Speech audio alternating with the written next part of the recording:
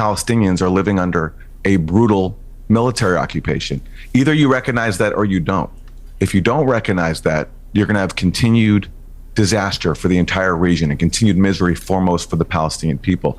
If you recognize, as most of the world does, pretty much the entire world, with the exception of the US and Israel, the Palestinians have been living under one of the most brutal, longest military occupations in the world and have been denied their basic rights. If you don't recognize that, you're not going to solve the problem. And Trump's so-called peace plan does nothing to address that. When it comes to the issue of Palestinian self-determination and Palestinian statehood, there's one line.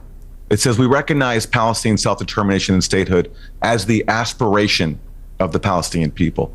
If you recognize something as an aspiration but not as a right, you have no obligation to grant it. And the message from Israel, if you listen to Netanyahu, is that there will be no recognition. And he has the full backing of the U.S. in that. And that's not just a Trump thing. This has been bipartisan U.S. policy for decades to reject the one thing that could solve all this is grant Palestinians their minimal right to freedom. And so in that context, people want to make this about Hamas and how they have no right to be there.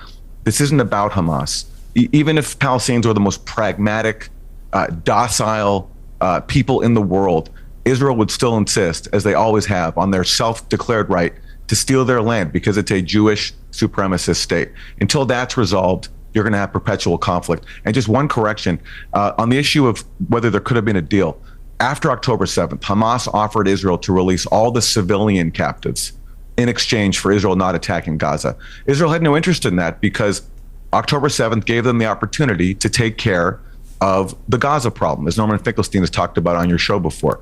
Destroying Gaza, expelling as many people as possible. That's why Israel abandoned its own captives. And that's why, and Anna was correct to say, there was a deal on the table well over a year ago. Israeli negotiator Gershon Baskin, it was years of contacts with Hamas. He's confirmed this. Hamas accepted the exact same deal that was just accepted now.